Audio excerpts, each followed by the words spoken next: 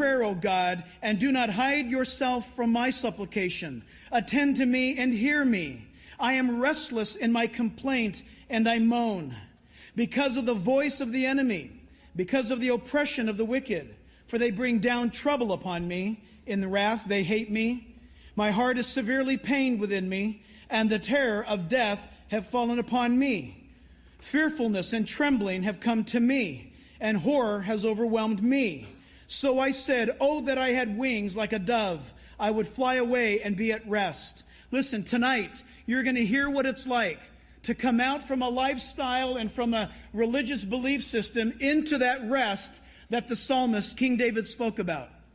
It's significant that God gave us such a great word on this day in Psalm 55. We are again grateful that you're here, and I'm going to ask you this evening if you would again remain seated because of the crowd that's here. It's just too uncomfortable. But please give a warm welcome tonight to Zechariah Anani and Kamal Salim and Walid Shoebat. God bless you guys.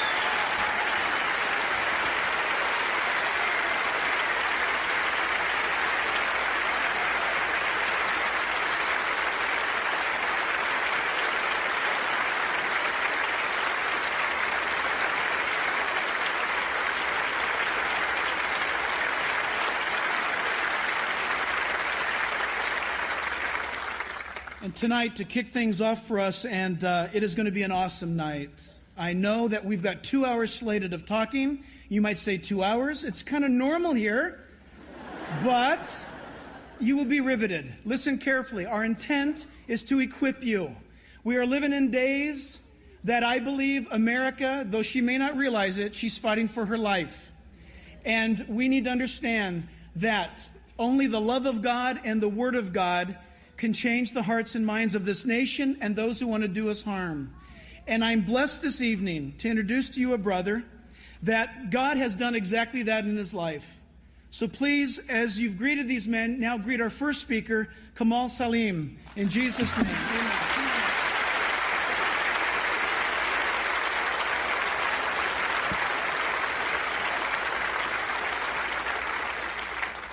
You see, this is the spirit of America that I know.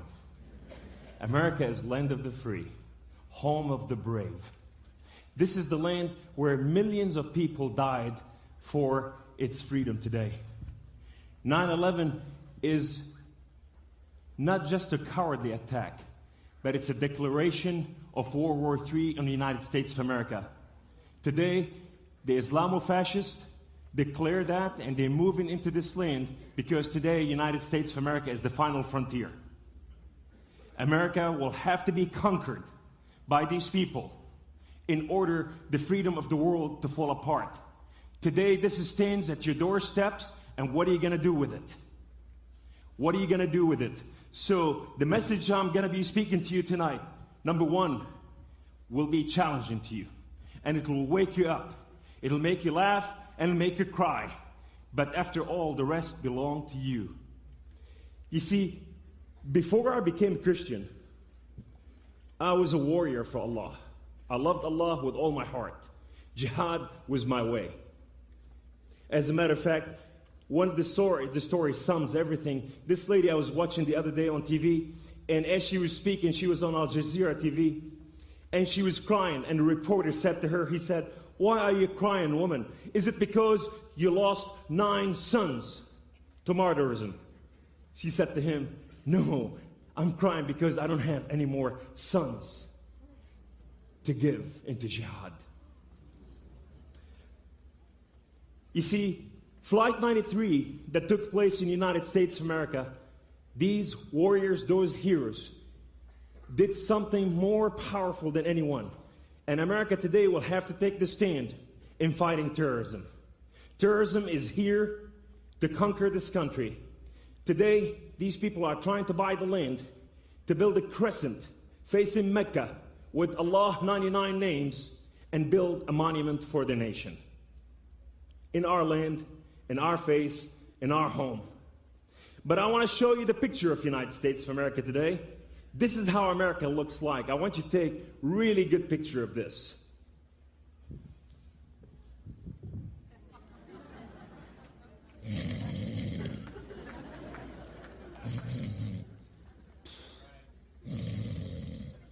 9/11 took place. America woke up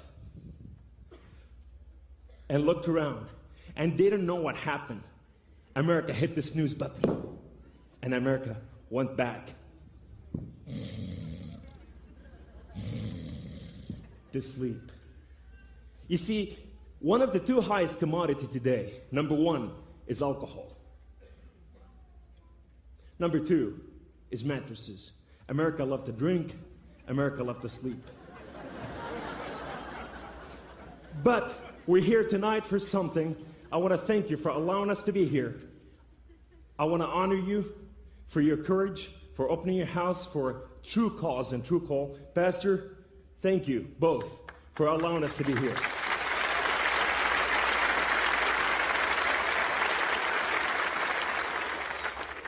I was born in Mideast to a Muslim Sunni family, 14 brothers and sisters.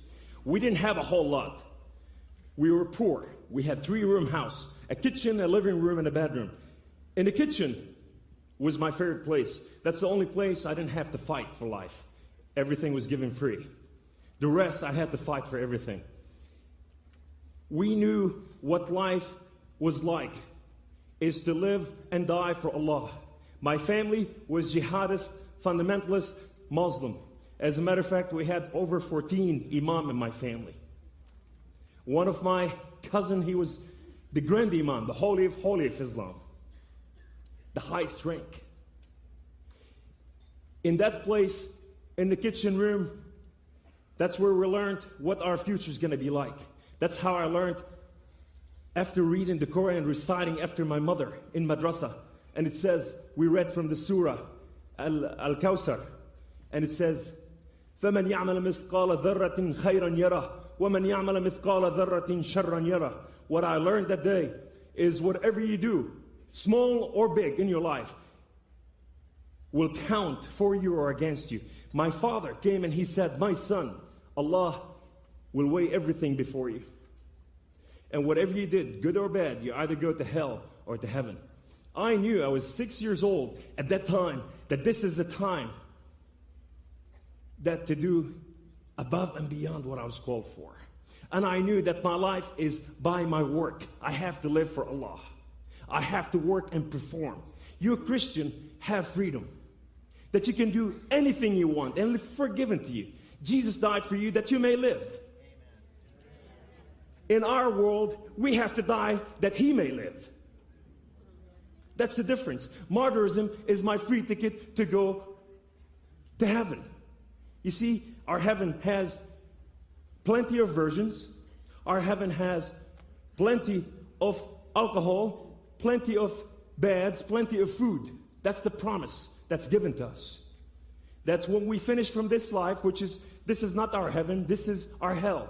But when we go up there, everything is given to us. And I said to my mom and dad, how is that possible that we starve over here and now it has to be given to us over there? As a child, I was thinking. And as I read further, my mother one time was reading out of a poet book. And we read after this man, he's a warrior. His name, Antar ibn Shaddad. And he said, وَزِلٌّ بِالْجَنَّةِ لَا أَرْضَ بِهِ وَعُزْدٌ بِجَهَنَّمِ أَفْخَرِ مَنْزِلِي. And he said, and to live downtrodden in heaven, I do not desire. But to live proud in hell, this is the place I desire to live. And this is the motto was set for me, to live and die for the cause.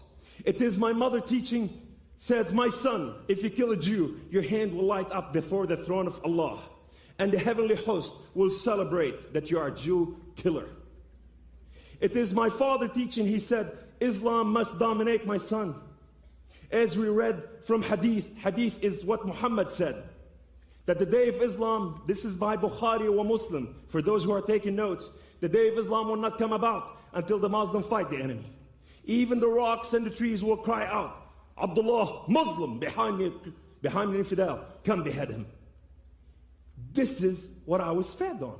You see, the other day I was watching this movie, this program on National Geographic, and they showed this Africana tribe. This man took the scorpion and he started squeezing the poison out of the tail of the scorpion. And then he took the snake and he squeezed the fang out. and it squirted all that poison. And the second frame was this mother birthing this little child. And this child, just freshly out of his mother womb, only his father to take, mix the poison and put one drop on his tongue. And as he did this, and I'm thinking, what kind of father or a mother will allow this to happen to their child? The next picture shows you about 7, 8 kids running into the forest with their arrow and bow, and they're hunting for lunch and dinner. And that day, big snake bit that child right there in his ankle. Guess what happened to the child? Absolutely nothing. He was so immune to the poison that he didn't know what happened. The snake that day became lunch. It became snake kebab. You see, this is happening in that side of the world. It was the teaching that we've been brought up from our childhood that America and Israel must be destroyed. America is, with the power of the Jew, the Christian and Jew are trying to destroy our world.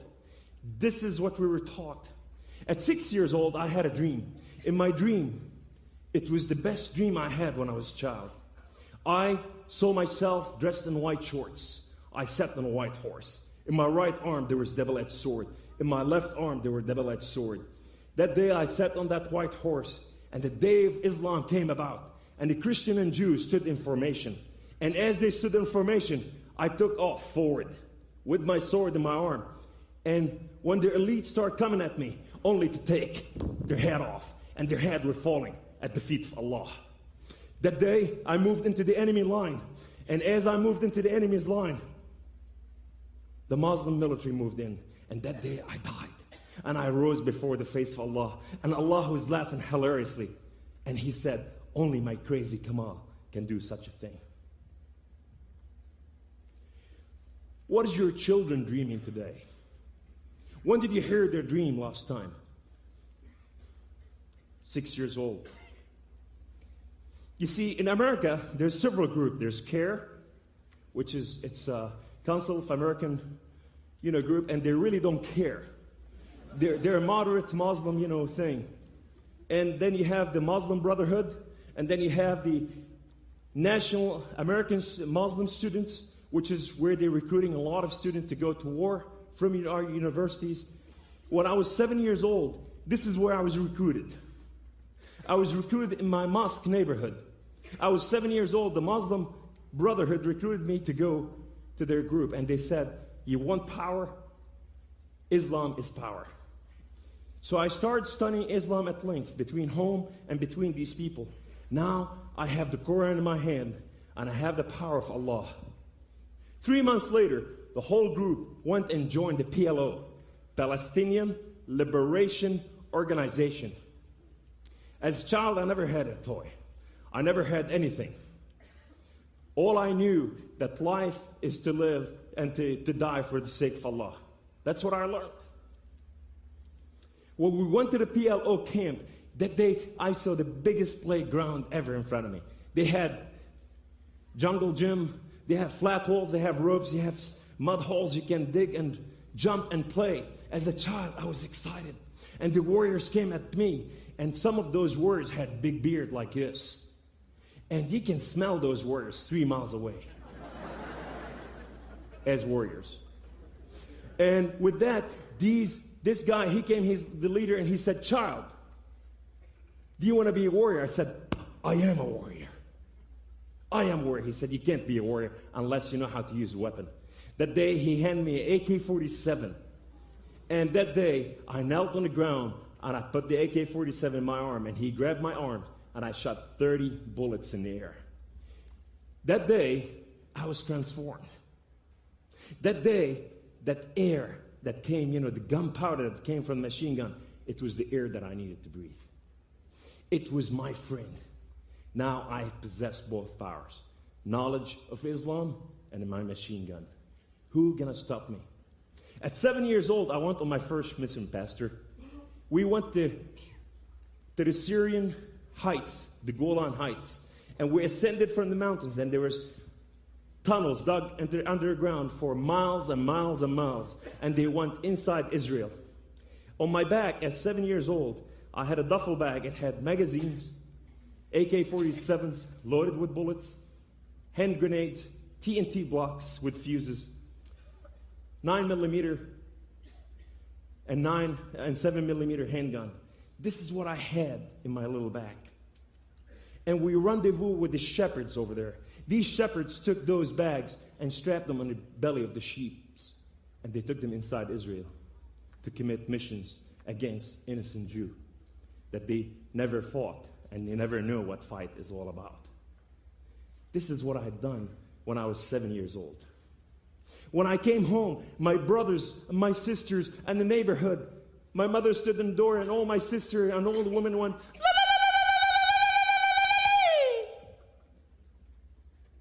shout of victory. Shout to the heavens of joy. Hail Kamal, the hero of Islam. My brothers were shooting their guns and everybody was dancing. My dad got his shield and his sword and he was dancing. I thought to myself, I'm James Bond. I'm going to change the world of Islam. We're going to conquer Jerusalem and we're going to bring the age of Islam. The age of Islam. You see, today you're fighting the age of Islam. You are not fighting the 21st century people. You're fighting the middle-aged people.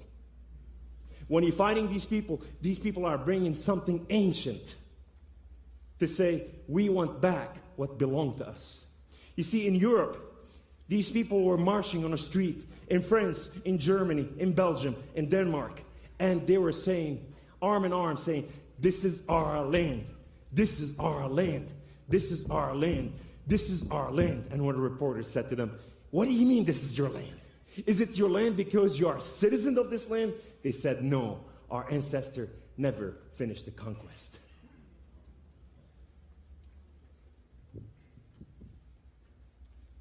America, America, arise, wake up, open your eyes. Today, the message been served in this house. These people are not afraid to say who they are. Your grandmothers and your grandfather and your mother and father made a beautiful home for you and gave you beautiful land. And today you have security. But who's going to give those children security when they grow up? Who's going to stand for them and say, today I stand on the wall of this country? Well, I am the shofar in the wilderness saying, wake up, America, make the way of the Lord straight because his coming is near.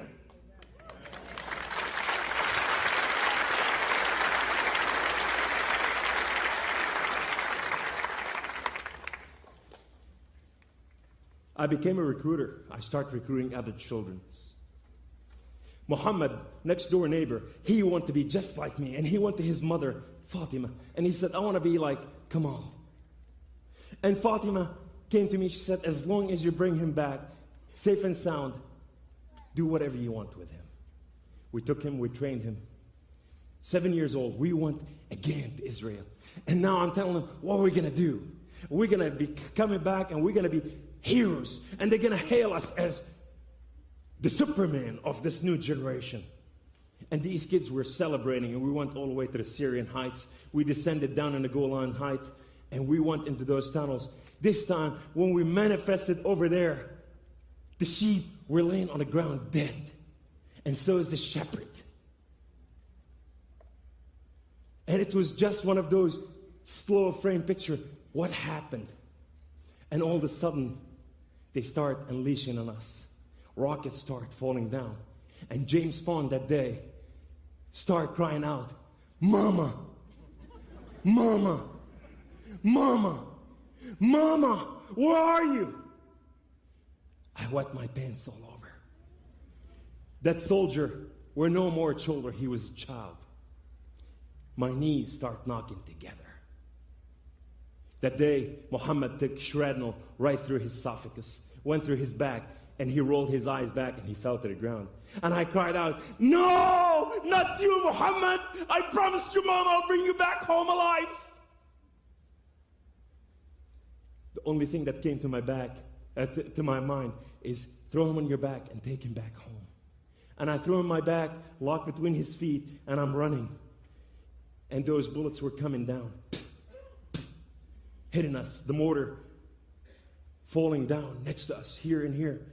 And we were falling down, one after the other. That day when we arrived at the Syrian border, the Syrian military started firing back, exchanging fire with the Israeli military. I dropped Muhammad to the ground, and I sat right there like this, and I started speaking to him. Muhammad, wake up! I promised you, Mom, I'm taking you home. I start opening to his eyes and looking to his eyes. Muhammad! Muhammad was nowhere to be found. That day I found holes, gauging hole in his body. The child that I'm supposed to save, he saved my life. He took every shrapnel, every bullet from me. What are you children doing today at home? While you're at work, or whatever you're doing. When your child shut his bedroom door, what's happening behind that door? Who's in charge of who? Who's telling who what to do? Are you telling your children what to do, or are they telling you what to do? Is it the PlayStation? Is it the 501 jeans? Or is it SpongeBob SquarePants? These kids know about life more than they know about their heritage.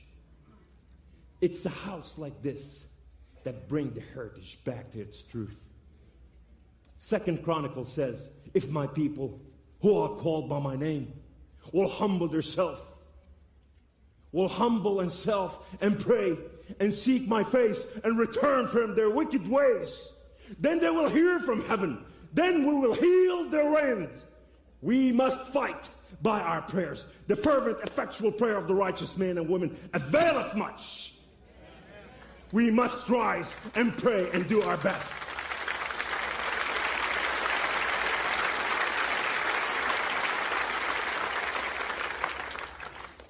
You see, the Bible spoke about a lot of this thing. Today, the line has been drawn in sand. What side are you going to choose? When Moses sent Joshua and Caleb and all the other spies, he said, spy on the land. Go tell us what's happening. All the other spies came and they said, there's giants in the land. There's giants in the land. These giants gonna devour us. We lost the battle already. Let's call it over and go home. Or are you in the desert? Where are you gonna go? Joshua and Caleb, they said, we found giants today, and God has given them to us. And we celebrate because we have a war on our hand, and we're gonna take them down. Today, the giant of fascist Islam is not too big for America.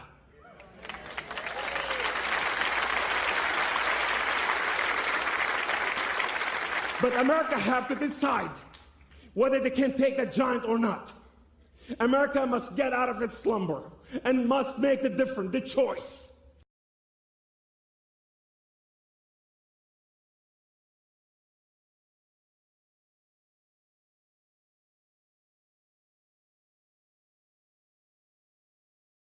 I failed and everything fell apart. I can kill myself.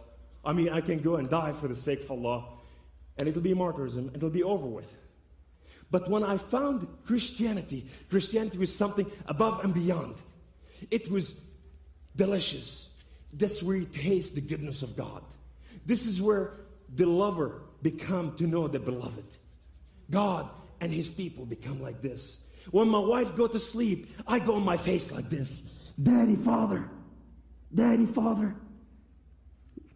let us reason together. I love you, and I come before you as your child. I just want to adore you. Jesus, you said, depart from me, I did not know you. I want to know you. I want to have relationship with you. I just want to love you, my Lord. And when you put demand on the anointing of God, and now you call God by his names, and he see what he created is coming to the love of God. The creator of heaven and earth come and embrace his child and says, welcome home, my child. Welcome home, my child. Welcome home, my child. And when you get used to that taste, you don't want to go anywhere else. Whatever issue you're dealing with, put it aside and put demand on the anointing of God, His grace and His mercy. And say, Daddy, Father, your word said to knock and seek and ask. And I stand before you as a child. Come, let us reason together. This is what makes the difference between a child and a warrior.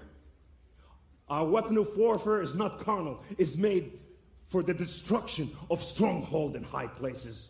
So when you stand, put the full armor of God and stand your ground and let Him know who you are. I just came from Seattle. In Seattle, I went to hand some Christian material to the Muslim festival. And as I went over there, I went by that mosque to hand those gifts. And these men came rushing out of the mosque after they finished their prayers. And he ran at me and he said, "What's wrong with you, Christian? Are you coming to evangelize us?" He said, he put his face right to my face, his nose right to my nose. And he said, "We take 20 to 25,000 out of American people every year. We convert them to Islam." And that's true statistic. He said, "We are having your children, and your children are converting to Islam." He said, "We will seed your women. We will have your economy. And by the grace of Allah, this country is given to us. And we have nothing but time. Nothing but time." This man just came out of the mosque. And the first thing I want to do when I saw him, that old Kamal came out. The first thing I want to go like, "We shall lay our hand on the sick and they shall recover." Bow! But there's something was bigger than that. And that thing, I don't know how to do it, but I surrendered to it. And I grabbed this man, and he's bigger than me. And I grabbed him and I said, "Jesus loves you, and so do I. Jesus died for you that you may live. If you died today, will you be tomorrow?"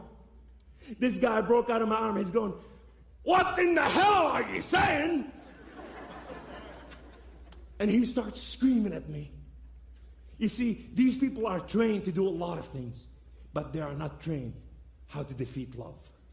It's the love of God that overcomes all fear. When fear comes with all his warriors, all giants marching in, the word of God says, the battle is the Lord. The battle is the Lord, for the battle is given to him, and the victory is yours. That's the promise of God. I came to the United States of America because I survived many of my best friends. They died one after the other. I buried hundreds. One of them my brother. I lost one after the other. And I thought, Allah saved me for such time as this. David must conquer Goliath. It's Kamal versus America. How do you conquer Goliath? You cut his feet from under him. How do you do that? Today, the Muslim for a semester of 2005, they opened 45 Muslim public schools.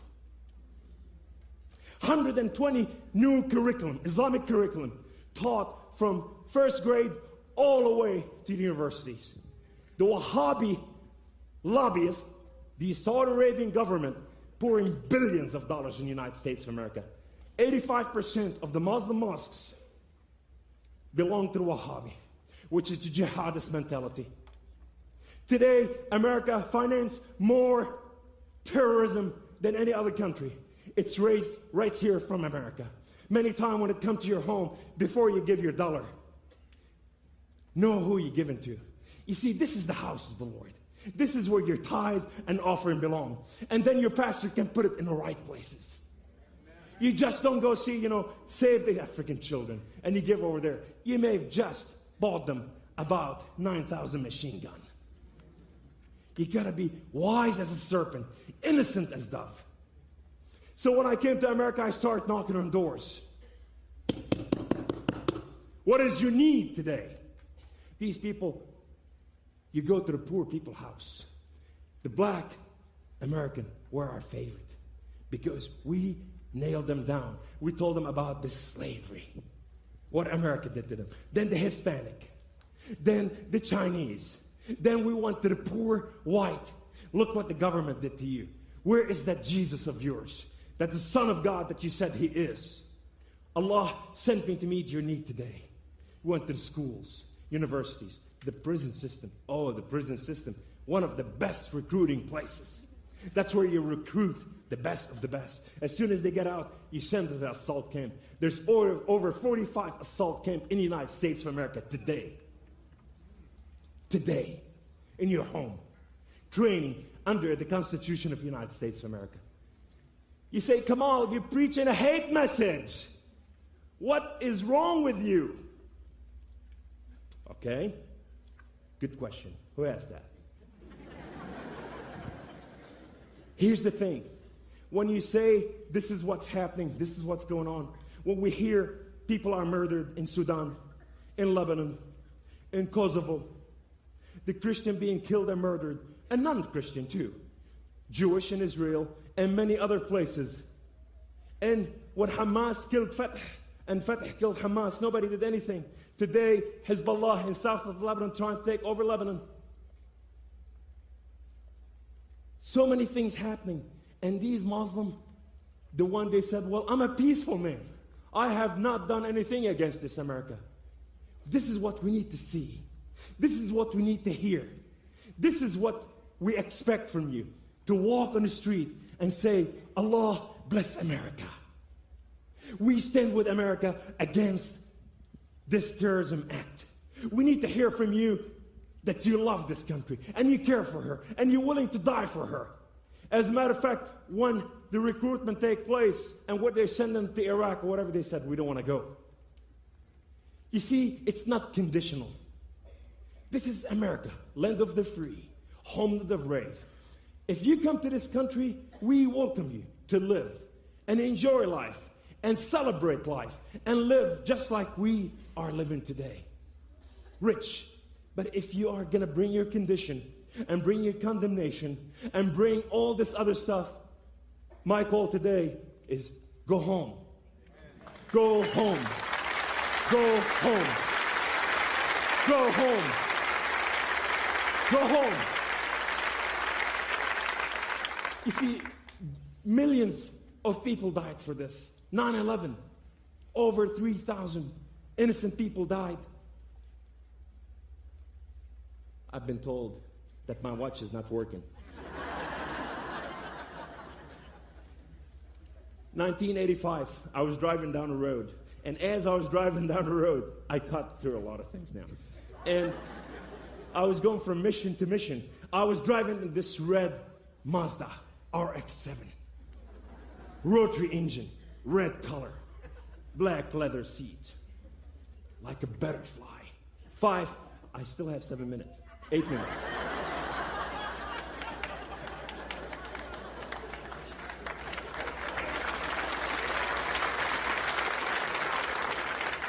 The customer's always right.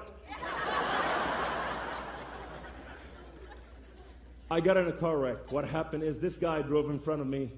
I hit the brakes in my car. My car spun around.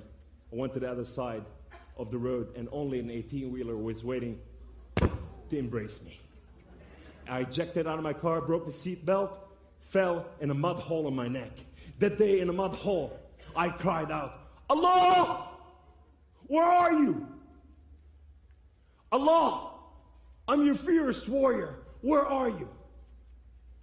That day, Allah was allergic to mud. He didn't come down. This man came running to me. His name was Eddie. He looked at me. He said, everything's going to be all right. My brother is chasing the other car. Then I called the ambulance. They're on the way. We're going to take care of you. And I'm going, who in the world is this guy?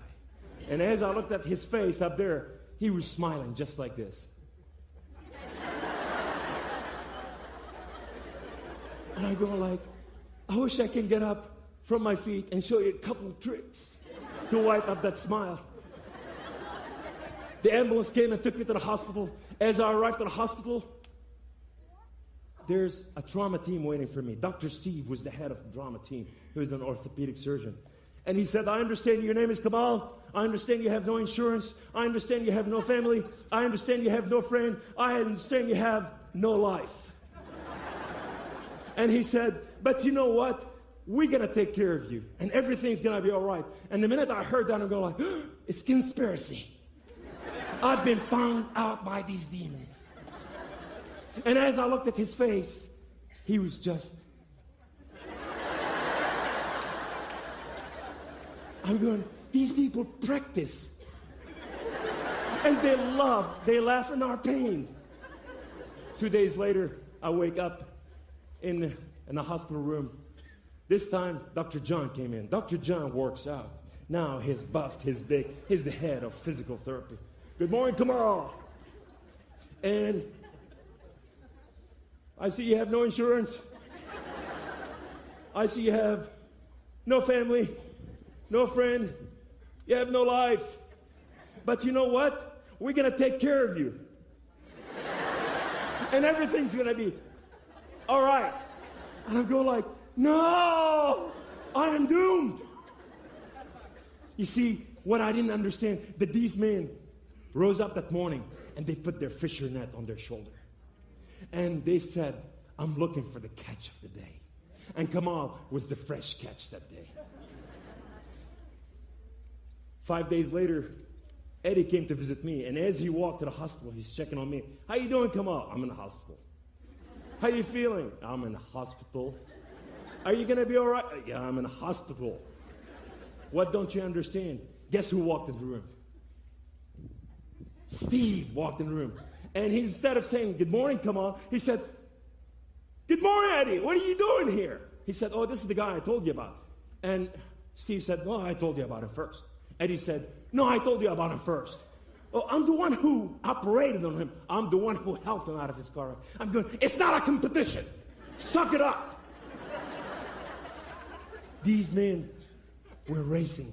They saw the price of the goal of higher calling, and they tried to claim it that day. And to make the story even worse, Mr. Muscle walked in. He took that frozen piece and he said, well, good morning, Eddie. Good morning, Steve. I'm going like, doo-doo, they know each other. No, they know each other. It is a conspiracy. They stood next to each other and they started hugging each other and telling each other, I love you. I'm going, they're not just Christians. They're foofy Christians. They hug and they tell each other, I love you. Take your hand off him. Take your hand off him. Don't tell him that you love him. Don't touch him. These men stood up and they said, come on. Your hospital bill is $64,000 and you cannot afford it. We're going to get you out of the hospital. And now they're fighting who's going to take me to his home. I'm going like, I have no choice. You see, I got in that corner and God's hand was right on my jaw. And I was right there and I came to surrender.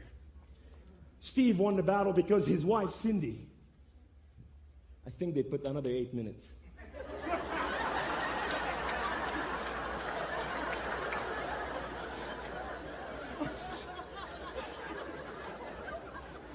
Okay, I better stop very soon. Result of this, I went one day home after 3 months of therapy and being at their home, and I fell on my knees that day in my home, in my little apartment, where I haven't been there in months, and the dust was this thick. You see, I'm allergic to vacuum cleaners. You see, I'm the natural man who doesn't vacuum. He opened the window, and the wind takes its course. That's the life of the warrior. And that day, as I fell on my feet, I was so confused, and I put my hand to the heaven. I said, Allah, Allah, Rabbi wa Mawlay, my Lord and my King, why did you let something like this happen to me? Allah, these people are not what I thought they are. Allah, these people have relationship with their God. I want to have a relationship with you too.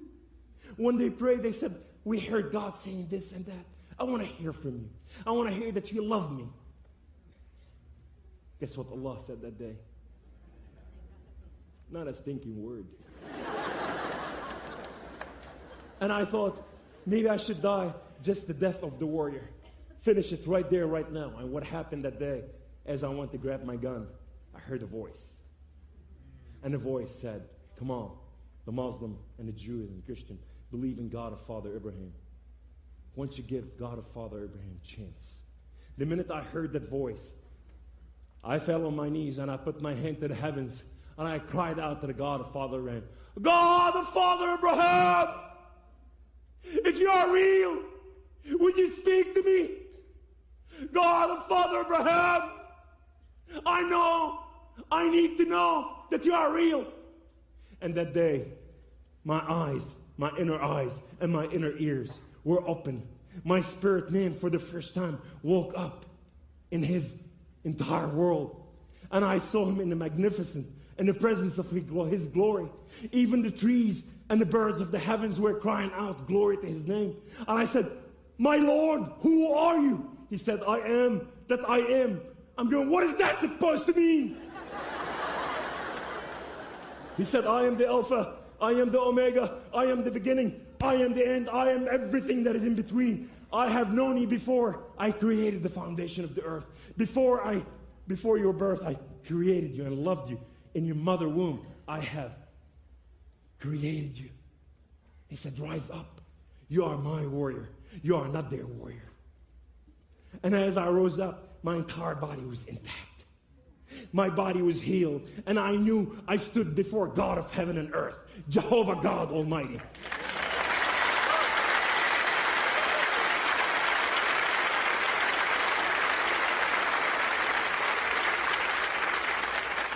Allah and Jehovah God are not the same thing.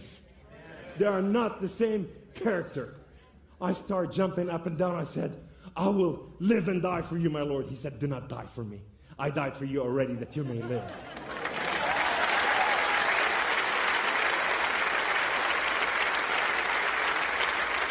How can you compete with a God like this? So I said to him word for word, I said, I will go and grab them by the skin of their teeth and by their eyelashes and make them Christians. And he said, the harvest is plentiful. The workers are few. Be an ambassador of mine. I celebrated my ambassadorship only to realize there's a million of you. Are you celebrating your ambassadorship? Are you using it today? The first man I led to the Lord, I'm sure he's not having any kids today, because when he came out of his car that day, I saw him and I ran to him. All I knew that I was Christian and I didn't know anything about him, and I jumped up and down and said, I'm Christian and so should you. And he looked at me and said, all right already, don't hurt me. And I'm going, it's working.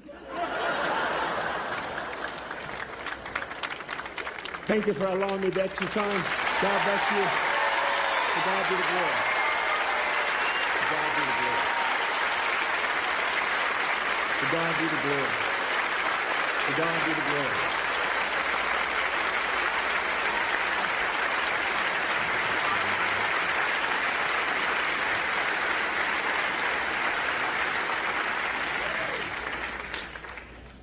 Zechariah Anani.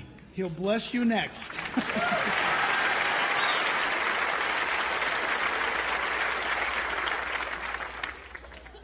Two important things. First of all, bear with me. I'm a teacher. I'm not a preacher. Different than him. And second, you have the accent, not me.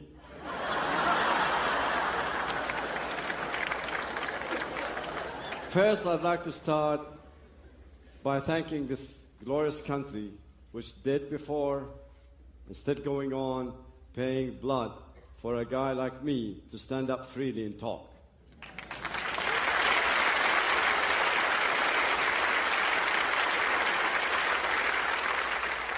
I got a story to tell you.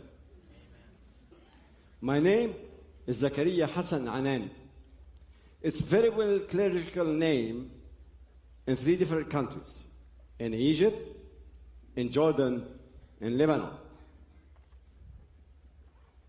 My great-grandfather came from Egypt as an imam.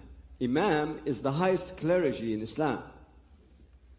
He was sent to Lebanon, so he was leading in a mosque.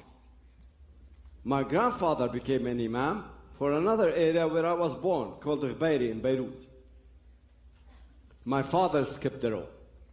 He was a womanizer, alcoholic, anything would provide him to be a holy man. So the family thought that I'll carry the torch. I'll be the next one as an imam in the family. So I was introduced to Islamic school since I was 3 years old. Learning Quran, mimicking, praying, doing everything which is start from the beginning, make this small tree grow up to be a strong one. With all of that, by the age 13, God had blessed me with a body.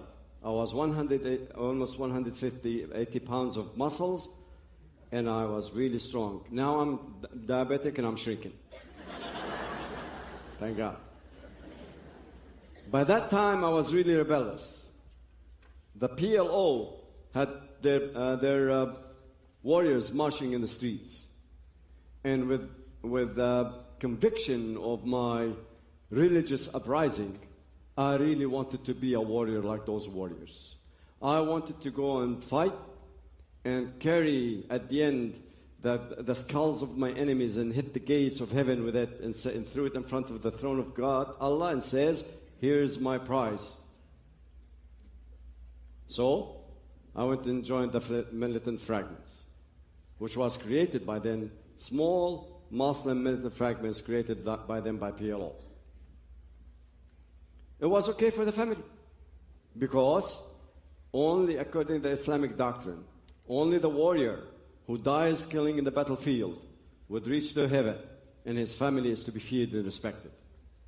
So I was trained when I was 13. I had my first kill when I was 14. They celebrated I became a man. This kind of life, this kind of training, this kind of rigid life, at the end, with all the blood and all of that suffering within selves, will also take you in either one of the two ways.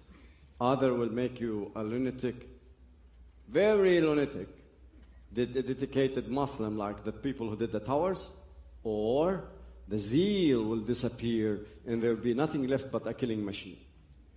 In my case, the zeal, the religious zeal, had disappeared within a few months, and there's nothing left but a killing machine. This kind of killing in life make you reach to a place where life meant nothing whatsoever. Neither yours, neither the others. I'll share you with a story. One time they bring this very, very religious guy to my group. He started knocking on our doors at 3 o'clock in the morning for the first prayers. I reach up to him in the kitchen next day, put my hand around his shoulder. This is very friendly. And says, don't wake me up at 3 o'clock in the morning. I don't want to come to the prayers at 3 o'clock in the morning. He looked at me in a very stiff way and said, my duty is to come and wake you up. It's up to you to come to the prayers or not. I looked at him in a very challenging way and said, you come and knock on my door at 3 o'clock in the morning. I'm going to shoot you. He knocks on didn't believe me, knocks on my door at 3 o'clock in the morning. I pick up my 9mm from under my pillow and look at the door, measure with his chest and shoot him through the door and go back to sleep. As simple as that. So life went on like this, really bad. And I lived in a way I was content and accepting and believing very much that I'll never, ever, ever, ever reach the 18th or the 20th of my life. I'll be killed before then. That's why after later on I became a Christian, it took from a missionary 2 years to teach me to eat with two hands above the table. Because I used to eat all the time with one hand above the table, and the other hand is on my knees where is my pistol. So, one day, I was about 2 months to be 17 years old. One day, my whole regiment wasn't there, and I felt bored. So, I decided to go to a theater where either I'll see a good film or I'll pick up a good fight. I go to this theater, which is 300 seats, and there was only one old man, and the film was dull. So I left. I was supposed to turn left to go to the bus, to go to my area, yet I turned right. And at the corner, there was a gathering. I said, yay, this is a fight. So I dashed. A few feet away, here stands this American, talking to someone else. And I said, an American. You see, I was equipped and trained to fight and kill Jews and hate Americans. And I turned around to walk away when this American, who was a Southern Baptist missionary, said in a Jordanian accent, dialogue, which I know it very well, he said, Jesus Christ will give you new hope, will give you life, will give you salvation. And I stood there. Who is this Jesus? You see, he used the Arabic word for Jesus, Yeshua, which I've never really heard it before. My mom, accordingly, was supposed to be coming out of a Catholic background. And I had, in 1975, I had led my men in the streets of Beirut fighting Christians. So I knew Christians exist. But who is this Yeshua? Is there another life? Is there salvation? Is there new hope? Let's ask this guy. Most probably he knows what he's talking about. So I stood up there, and when he finished, he was about to leave, and everybody had left. He was just turning to leave. I raised my voice and said, do you believe what you are saying? He turned around and said, yes, otherwise I won't say it. I said, okay, fine, go ahead, explain it.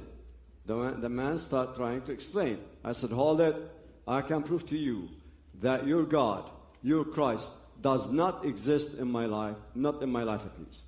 I said, okay, go ahead. I picked up an event, I went through it a few months before I met that guy. I was coming back from a battlefield with 2 warriors with me. 1 boy, 1 girl. And we were ambushed. In an ambush, everyone runs for his life. When I was right behind the rocks, the girl was next to me. The guy was not there. I looked above the rocks to see how many are attacking us, and where is the boy? I need him right there and then. He was right there in the middle of the road, injured, still alive. The girl decided to help him. I refused. She looked at me in a very strange way. I could never forget it. Pick up her machine gun, jump above the rocks, walks towards the injured guy, shooting, shouting, reaching to him, grabbing him by the shoulder, lifting him up, backing up while she's shooting and shouting. And I thought that I'd be less than an animal if I don't do something and help. So I did the same. I jump above the rocks, walked, shoot, shout, reach, grab, pack up, and push backwards. Only a couple of feet before we reached almost behind the rocks, the girl tumbled over me. I grabbed her with the other guy, pushed them in a militant way behind the rocks. The eyes of the girl were flapping so quick, and her mouth was wide open. And when I opened her jacket, in her left side, there was a wound the size of my fist. And I knew that she was in great agony. So as calm as I was, I picked up my pistol and I shot her down. Then I flipped.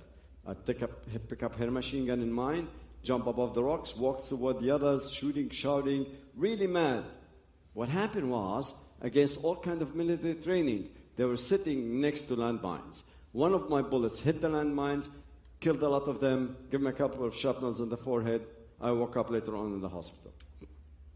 I asked this missionary guy, I said, listen, if your Christ was there and just, why the girl had to die? It was me who refused to help. He looked at me and he asked me the question which really shaken me. He said, why didn't you die? Why you were the only one to come back alive? In a few seconds, I remembered all those times when I was the only warrior to come back, injured, bashed, but alive. And I didn't want to talk to this man anymore. I turned and walked away. But he was a wise soul winner, real wise fisherman. He dashed behind me, pushed his carpet above my shoulder, and says, here's, call me whenever you want. I didn't even turn. I just picked it up, put it in my pocket, and went straight home. That's a big insult in the country anyway. Poor thing. And that night, the giant in me refused to sleep. I sat at the edge of my bed, my head between my hands, and his words, ding, dong. I just couldn't sleep. Next day, I got to a part-time job. I used to love it a lot. It used to allow me to read. Printing house. I stood up in front of my machine, looking at it, which it jammed and stopped, and I'm not seeing anything of it. The foreman came and hit me on my shoulders to wake me up. I get mad. I beat him up and rush back home, pick up my pistol, and come back. I'm jumping the first set of steps, and before I jump the second set of steps to enter, stopped right in the middle and said, okay, Zach, what you're going to do, you're going to shoot this man, he's going to fall down, and his blood will cover the ground. You've seen enough blood in your life. Go out to the street, call this guy, his phone number in your pocket, and come down. I did. First thing I called, and the first thing I said to the guy, I said, listen, I have a pistol, and I could kill someone if you don't talk. And the man jumped and talking right away. He talked. And when he said that Jesus Christ had died for me, I burst in tears. I don't know why. If anybody asked me why I cried that minute, I really don't know. But I cried, and I cried. And the guy says, put your pistol aside and come to me. So, and he directed me where to go. I went and put my pistol with someone I know. Then I went straight to his house. There, he was waiting for me with another Lebanese believer. We sat down, we talked, and out of sudden, this Lebanese believer bring an Old New Testament. And he says, will you bless us with a reading? I pick up the book, open the Bible, and the first sentence I read was, come to me, all ye tired, and I'll give you rest. I went on my knees, and I prayed a prayer I'll never, ever forget. It's now almost 35 years with the Lord, and I'll never forget that.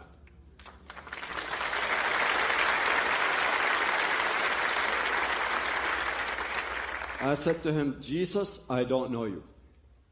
I've never met you. I've never heard about you. This is the first time someone tell me about you. First time I hear about you. I'm a very bad boy. I've cheated, I've lied, I've stole, I've committed adultery, I even killed the human beings. Everything you can put it under the line sin. I tell you, I've been there. And I don't ever think that I'll be a good boy again in my life. But I promise you only one thing, that I'll try. You help me, you change me, I surrender my heart and my soul to you. And then, after I prayed this prayer, I went out, got my pistol, and went to walk with my beside my best friend for years. Seashore. Lebanese western borders is Mediterranean. We have the longest shores ever. And whenever I used to be feeling depressed or sad or really pressured, I used to go and sit at the seashore, talk to the sea for a while, and listen to the waves for hours. That day, I did that. I went and picked up my pistol and went to the seashore, walking and thinking, I mean, what happened so quickly and dramatically in less than 24 hours? I met this guy, I prayed, I became a Christian, oh my Lord. And then my hand is heavy. I turned around to see I'm still carrying my pistol. One look at it, and I knew that it was a door to the evil, which I don't want it anymore. And I threw it to the sea. From that minute on, I'm a free man.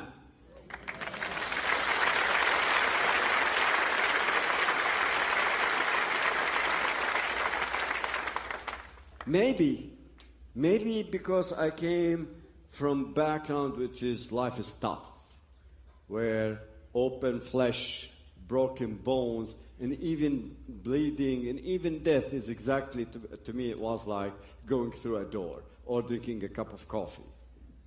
I mean, meant nothing really, this toughness meant nothing to me, any kind of a trouble. Maybe because of that, I was, praise the Lord, courageous enough to tell my people, my family next day that I became a Christian. My dad, it seems, I said it in a way, really convinced him. He took the small Bible, which the missionary gave it to me out of my hand, shredded it, slapped me 3 times, and jumped backwards. And I calmly, believe it or not, I mean, I was a warrior. I would really kill someone easy. Yet, I looked at my dad so calm and said, look, you destroy my Bible or you beat me, it doesn't make a difference. A Christian is a Christian.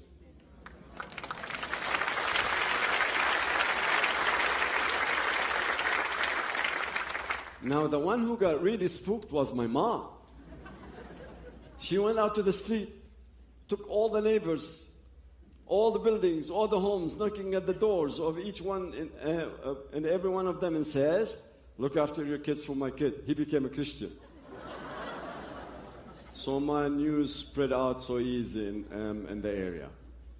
But, believe it or not, the first couple weeks, no persecution. You know why? Because every time in the battlefield, I would drop someone, and 2 or 3 warriors would admit that I'm the one who dropped them, they'll give me a point on my chart. I walked out of fighting life with 223 points in my chart. So who wants to tangle with a guy like me?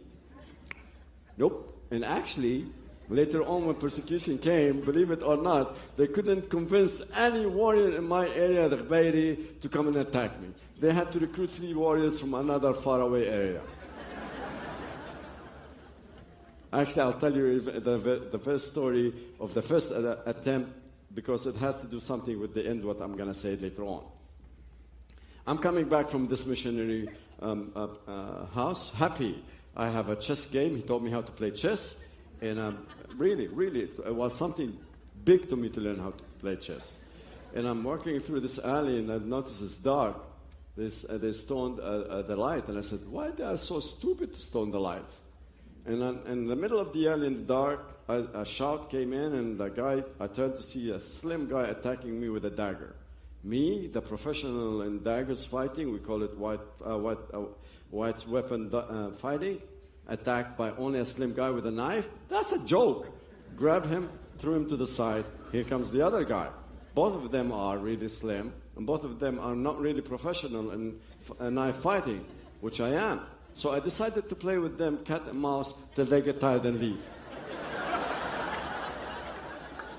In the middle of the fight, here comes turn. Why should I turn? Turn. My enemy is right in front of me. Why should I turn? Finally, I decided to obey the sound. I turned to see a flash coming down. I hit it. It was too late. It penetrated right under my nose, split my gum. Get mad. I broke the elbow of the first guy, the jaw of the second guy. Then my body went into what we call it wound remission. Your body would refuse to obey you anymore. So because of the blood and the shock of the wound. So I put my shoulders against the wall, waiting for that very fit warrior like me with his Russian dagger to come in. And I said to myself, as soon as I feel his dagger coming into my flesh, I'll grab his neck and break it, and I won't die alone. But in that second, what happened is, that guy looked at me, there's the shoulders against the wall, there's nothing behind me. Look at me as if he's saying the most horrible thing in the world. He dropped his dagger and he ran away.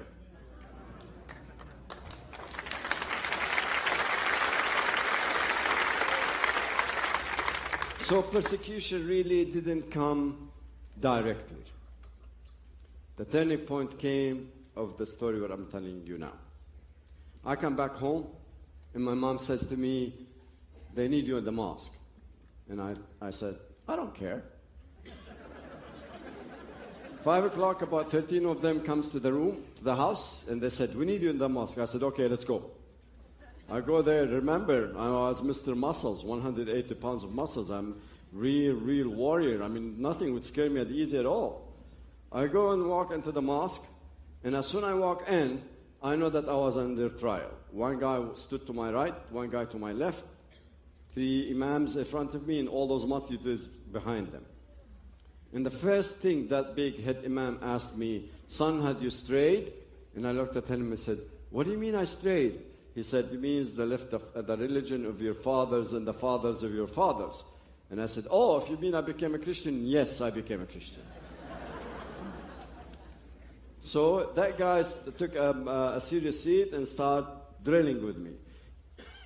If you were there, you'd have said about him the most clever person in the world, and about me the most stupid person in the world. I mean, he could take me up, down, left, right, third circles around me. He was so clever. And every time he would win an argument, quote unquote, all those Muslims behind him would shout all these Islamic shots. Finally, at the end, I felt that my head is in the size of the hole. So I shouted. Everybody kept quiet. You know, warrior voice is really strong one. And I looked at the guy very sincerely and said, look, maybe what you are saying is right. Maybe what I'm saying is wrong. Maybe what you are thinking is right. Maybe what I'm thinking is wrong.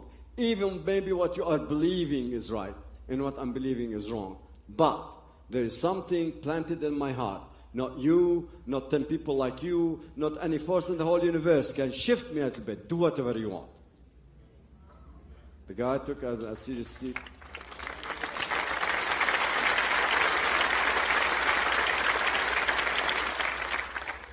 The guy took a serious seat and said, do you believe in so-and-so? Do you believe so-and-so? Do you believe so-and-so? And my answer was, always, is it written in the Bible? He would say, no.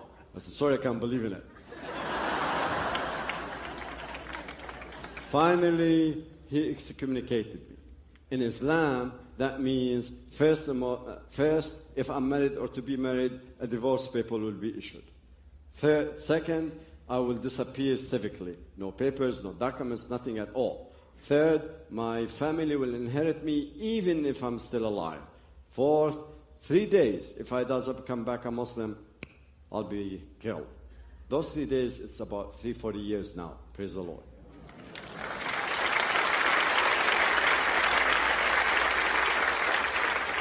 My answer was, I shifted my shoulder, who cares?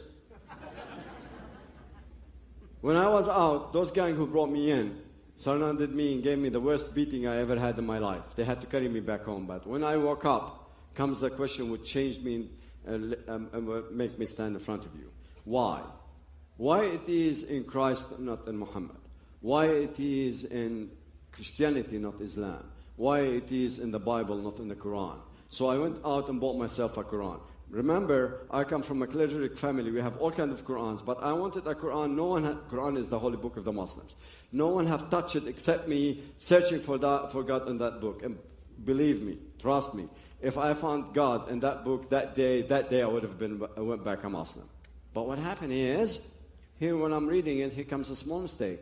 And I said, no. God can't make a mistake, no matter how small it is. Let's read it again. I read it, and the mistakes became bigger. Let's read it another perspective. And no matter how I read that book, God is my witness. The whole, the circle of mistakes became bigger. If I read it scientifically, from a perspective of geography, history, literature, anything. And then the second question came, all right, Zach, who are you?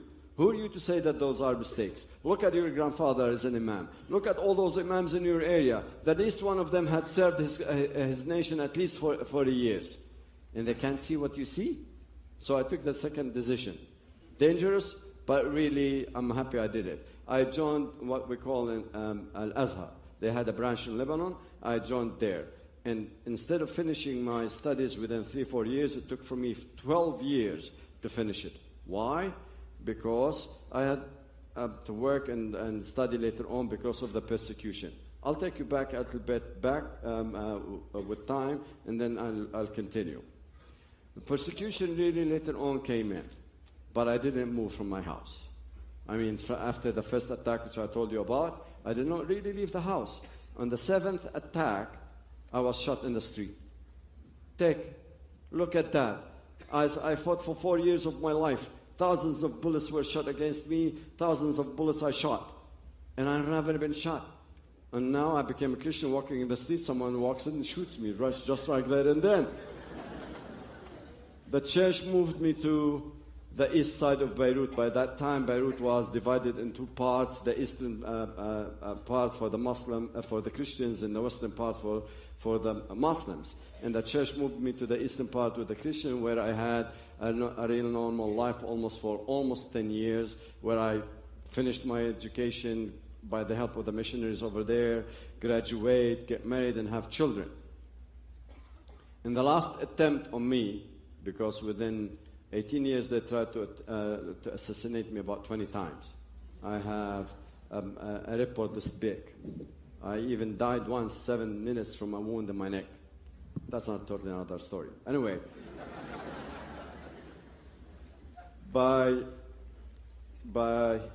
in the last attempt, that was in 1996, at the end of 1996. The last attempt on me, they injured me and my youngest daughter. The church gathered in my house 3 times, got spooked, and they ordered me to leave. So I came first to the States. Later on, I moved to Canada. But the most important thing, which I would like to finish my story to you, is why I'm standing in front of you. The most important thing happened, really. I was living in Michigan, in Detroit. And I was living in a room. By that time, the American government saw fit not to give me a work permit, and I wasn't medically covered. I reached to a point where I was eating rotten bread and drinking Diet Coke. We lost all our wealth in Lebanon because we had to do a lot of surgeries for my daughters who got injured through the attacks. Here I am, I reached a point where I was really that day, that certain night, I was really mad at God. I couldn't understand why he did that to me. In Lebanon, when I finished my education, I reached to the level of being an interpreter in the presidential palace and the national TV, one of the league. I had a house in the city and a house in the hills surrounding the city. I lived normal, very nice life according to Middle Eastern life.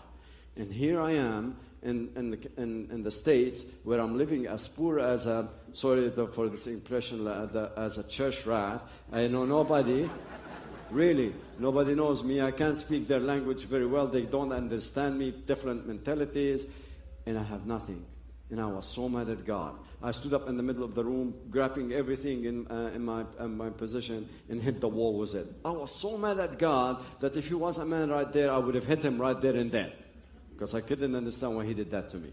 And when there was no more anything to break it in the room, I just dashed out in the rain, walking, real mad, crying. I couldn't understand, as I said, why he did that to me. And in an intersection, I stood there because cars are passing by, and a car passed by, written in front of it, Jesus care. And I stood up there like a nail. And then came the thought, which gave me peace, which made me stand in front of you now speaking. The thought says, maybe I'll never see the fruits of my work. Maybe within 400 years, if the Lord does not come by then, he will allow me to look through a special window from heaven down to this earth to see that this glorious land did not become radically Muslim land because he brought the right people to the right place on the right time against this evil wave.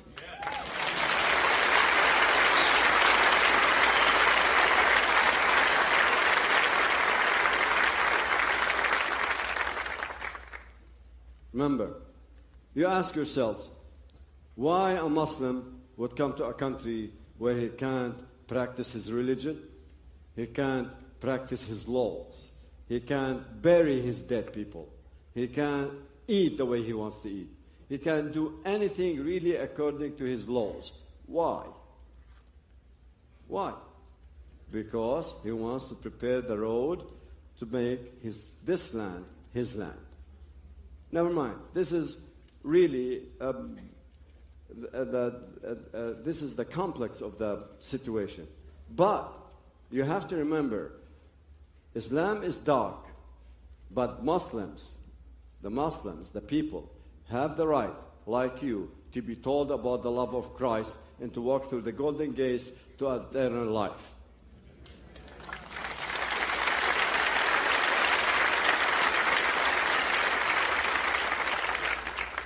Muslims are next to impossible, almost, to win to the Lord. But it is not impossible. And the proof, here are 3 of us in front of you.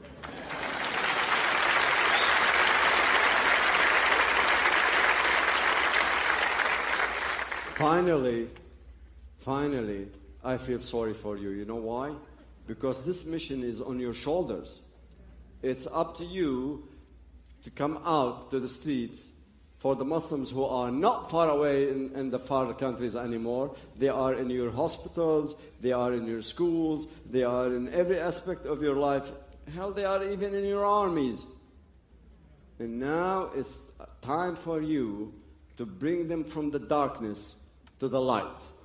And you should be ready to pay the price.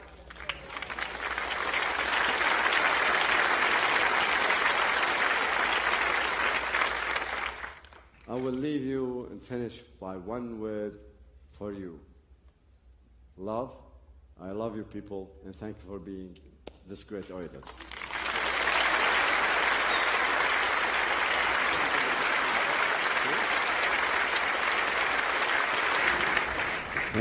You guys met Walid Shoebat face-to-face about a month ago, I think it was. Been watching him on the internet for a long time. And I just love this guy. I love all these guys, but I know him a little bit more. And he needs no introduction. Walid. Some people doubt, how is this guy with an accent who claims to be an American as well? He's half Palestinian, half American. It doesn't make any sense, but I am. In fact, something Brother Kamal said that was interesting. When the Muslim was threatening him, he says, you know, we are coming to take your country. We convert 20,000 of you every year. In fact, we cede your women. What is that supposed to mean? I don't have to be explicit. We will take your women and we will make and generate Muslim children as a result of these women. In fact, this is what I was. A Christian girl who is not aware of her faith that much, who becomes unequally yoked and marries a Muslim, can kiss her country, can kiss her freedom goodbye. She visited the Middle East. She had no clue about the Middle East. She had no clue about my father's connections. My father, you know, his father, my grandfather, was one of the best friends of a notorious figure by the name of Hajj Amin al-Husseini, the Grand Mufti of Jerusalem, the Supreme Muslim Council, who was also an excellent friend with a very notorious character by the name of Adolf Hitler. I don't know if you ever heard of Adolf Hitler, but maybe if I bring it to the West and bring Islamism to the West from that perspective, maybe you can see it. My mother didn't realize that when she visited the Middle East, she was 9 months pregnant, she didn't realize that she was never going to be able to go home. She gave birth to myself on the upper room of my grandfather's house in Bethlehem. I was born in Bethlehem the first day she arrived there. And she said they wrapped you with swaddling cloth and they sacrificed 2 doves. And she wasn't kidding. I grew up my life in the Middle East, of course, just like these 2 gentlemen. My mother couldn't say much to me. You think that you can teach your children Christianity if you're an American. You think it's like the movies, but I'm an American. Her passport was taken away. She was literally not allowed. Her whole life story for 35 years is an attempt to escape with the children back to America. Of course, her first attempt to escape to America, she got to the Jerusalem embassy, you know, in the the American Consul General, the embassy in Jerusalem, and she had to do a bunch of paperwork. She had to spend the night at the YMCA hotel in Jerusalem with the kids. And in the morning, as she went to the embassy, she was caught by the family on the entrance of the American embassy, taken home to the house of obedience. My mother began to realize that Islam is like the Hotel California. You can check out anytime you want, but you can never leave. In fact, you will rarely ever hear of a Muslim girl marrying a Christian boy. Can you tell me if you ever heard of a Muslim girl marrying a Christian boy? Why? Because the punishment of a girl who is Muslim that marries a non-Muslim is death by her own family. I would be honored to kill my sister for marrying a Christian. But it's not a problem for a male Muslim to marry a Christian girl. Do you think when the Bible says, young girls, especially young girls, when the Bible says do not be unequally yoked, do you think Christ was kidding? Do you think he was joking? Had you asked my mother marrying a Muslim and marrying out of her faith, before she married my father, she would probably shut her ears to you. Ask her now what it's like to be unequally yoked. There is 2 things in the Middle East we say about women. Girls can cover up everything except 2. When she's in love and when she's pregnant. She can't hide it. When a woman falls in love, she's weak. My first recollection at 6 years old, it was in Jericho, the 6-day war erupted. I don't know how many of you heard of the 6-day war. In 6 days, Israel was victorious. On the 7th day, they blew the shofar, the trumpet, on the Wailing Wall in Jerusalem. My mother was elated and very happy. She knew. She said, I knew that Israel was going to win. I knew because I studied it in the Bible. In fact, if you look at the Bible, very interesting document. It talks about Joshua. Joshua had a 6-day war. Because if you look at the text of the Bible, on the 7th day, early in the morning, the children of Israel arose and walked around the walls of Jericho 7 times. Early in the morning, the day has not begun. That's why Israel had to rest. It is an event that happened in front of the whole world, and God was speaking. I know many of the young would look at the Bible and study the story of Moses. You would study the story of Joseph and Joshua and all these wonderful stories of the Bible, and you would imagine and think to yourselves, wouldn't it be wonderful if I was there when Moses parted the sea? It'll be great. Wouldn't it be wonderful? But we live in a time that you young folks, you young kids, live in a time that is greater than the time of Moses. Because Moses tried to get the children of Israel out of the land of Egypt, one country. Yet, when I was 6-year-old, I witnessed the Jews coming from 100 different nations without even a Moses. In fact, the Bible even foretold about it. The day is coming, saith the Lord, that no longer will the children of Israel say that God, who's brought the children of Israel out of the land of the north, but God, who's brought the children of Israel out of all the lands where He has driven them. What an amazing time that I lived. Yet there is no way my mother could teach me the things that she knew. Of course, living in the Middle East, going even to a Christian school, we learned that all the biblical characters of the Bible. I went to a Christian school, 3rd and 4th grade. They had a good English program. My father wanted me to learn English. I remember walking into this Bible study. I was not allowed into Bible study because I was not a Christian. I was a Muslim. My birth certificate says Muslim. My birth certificate says father Muslim, mother Christian, child Muslim. And then I walked into the class. I wanted to study the Bible. And I began to learn for 2 years that all the biblical characters, Abraham, Moses, Jesus, all these were Palestinian revolutionists. Abraham was a Palestinian revolutionist. Moses was a Palestinian revolutionist. Jesus was a Palestinian revolutionist. The Bible was taught to us in a book as a book of revolution. In fact, you don't have to believe me, but you must believe Hanan Ashrawi, the right hand of Yasser Arafat before he croaked. She said that Jesus is a Palestinian from my country. Then I went to the Muslim school, and in the Muslim school, by the time I reached high school, the educators were coming from Al-Azhar University of Egypt. Most Americans think that Al-Azhar University is some small university in the Hicks somewhere.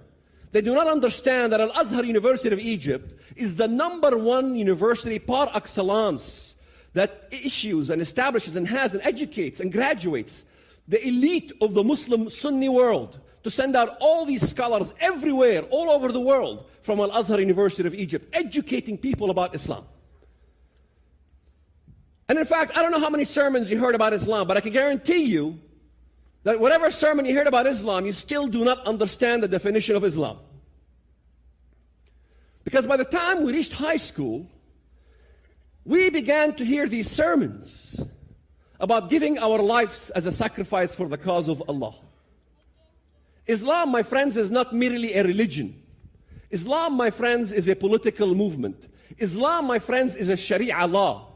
Islam, as I understood and learned it, is a cult-like process that indoctrinates the masses in unison, in which you see Nasrallah speaking in Lebanon to hundreds of thousands, in which you see Ahmadinejad of Iran speaking to hundreds of thousands, inculcating them to Islam, inviting them to Islam in order to convert the masses to become seekers of salvation by death.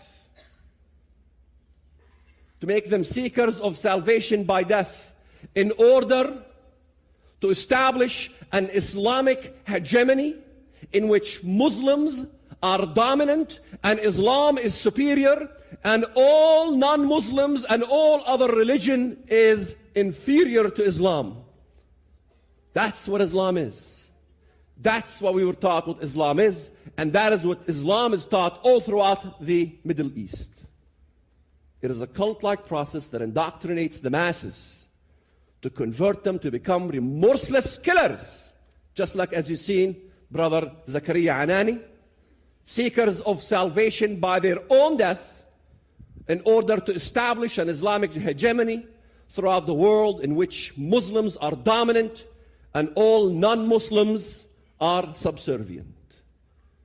In fact, it's very easy to explain it to you.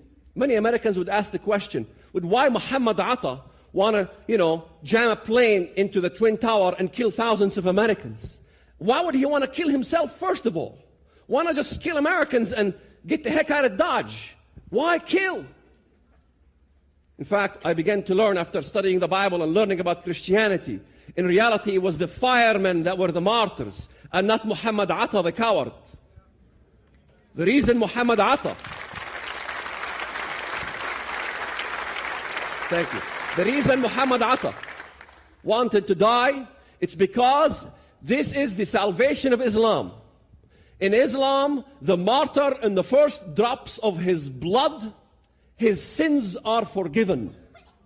And then he enters into the adobe of Allah, and then he becomes an intercessor for 70 members of his family, so they can become also, the citizens of heaven. In fact, I was speaking at a university, and I saw the Muslims kind of giggling at my speech. I said, excuse me, you're all giggling. You don't like me, I know. But you Muslims have always argued that the reason you reject Christianity is because no one can save anyone else. No one can be an intercessor for another.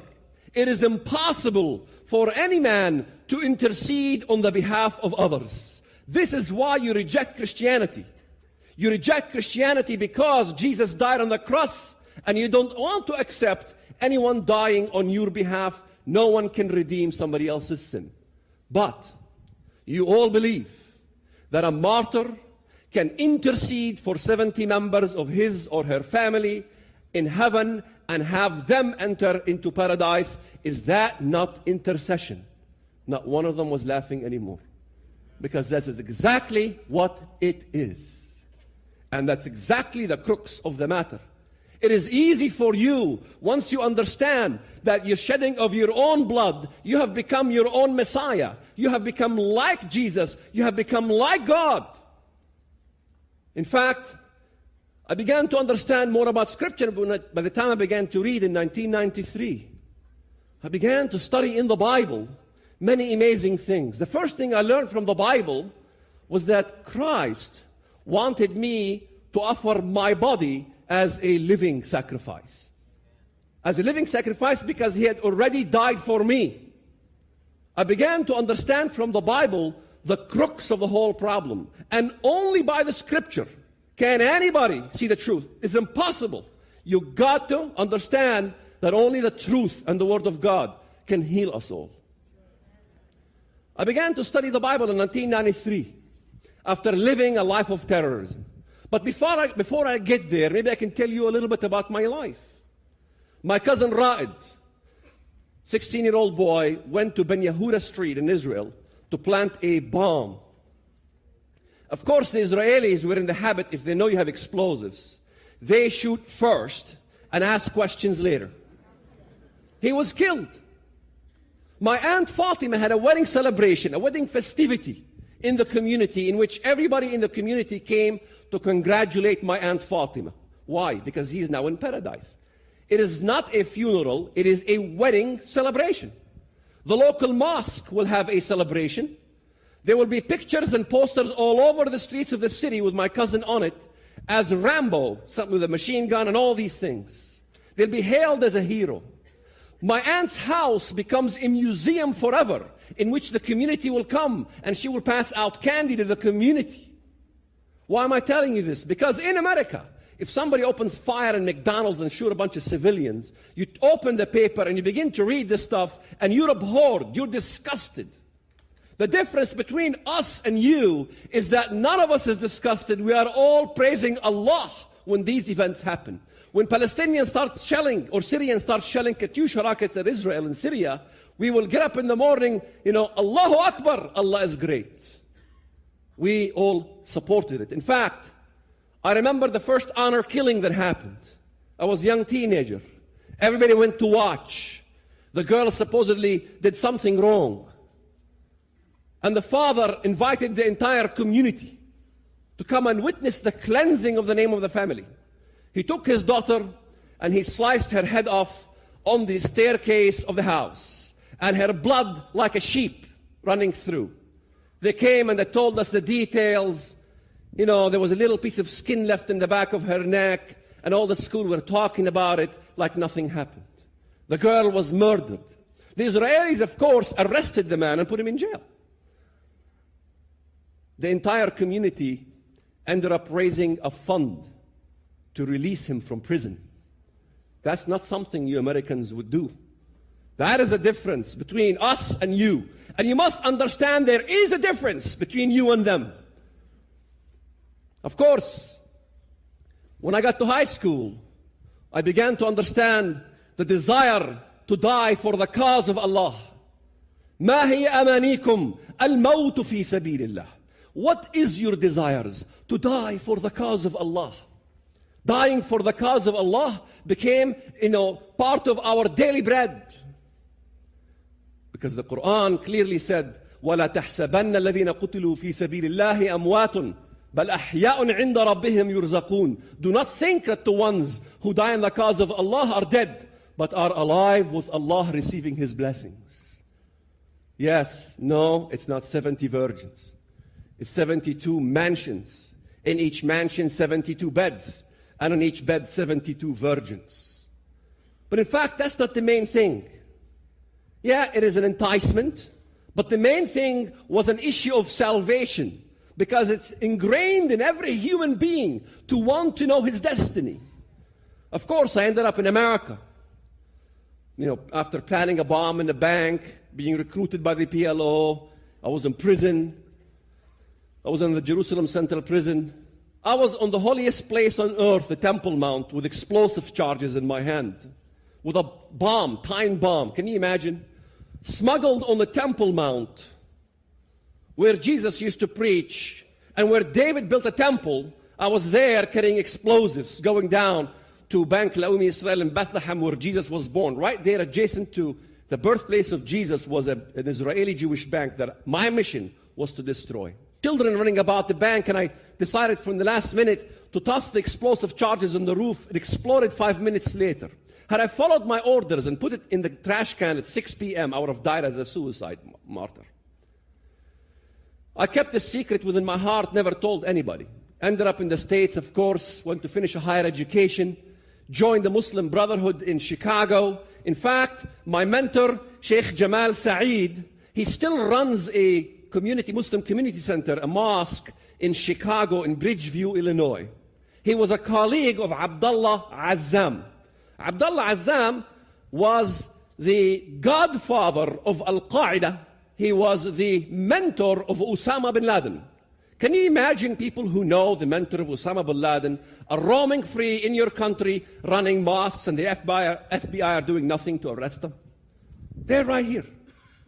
I was there, under the ground, here in America, in basements, preparing for a jihad against you, sending recruits to Lebanon to fight, raising funds so we can destroy your nation.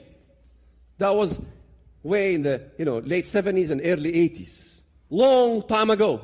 I was an interpreter. I remember even my interpretation, inviting Americans to join for a Middle Eastern cultural party. Of course, the Arabic language, when I did my translation for the posters, the Arabic language will say rivers of blood. We will send recruits to Lebanon. Bring your friends so we can raise money for the PLO. And the English was very simple. Welcome to Middle Eastern Cultural Party. We will have lamb and baklava. And you guys came. And put money in the plate. Thank you very much. What you Americans don't understand about the Middle East is that what you got to learn is what they are saying in the Arabic and not simply what they are saying in the English. Later on, I decided in 1991 to make a trip to Israel. And in that trip, I sat next to a Jewish lady, and I didn't want her to know that I'm Palestinian. I told her, my name is Bill, I'm from California. Ma'am, I'm visiting the Holy Land. Can you tell me more about the Holy Land? She began to talk to me, and then she shared with me her life story. I said, ma'am, do you have any children? She said, I got 2 daughters in the IDF, Israeli Defense Forces. I said, ma'am, how do you feel about your daughters killing Arabs? I mean, after all, you Jews want to kill Arabs. She began to weep and to sob. I even had to take my handkerchief. And I says, why are you crying? She says, by God, we love Arabs. We don't want any Arabs to die. I would hate it if my daughters killed any Arabs in battle.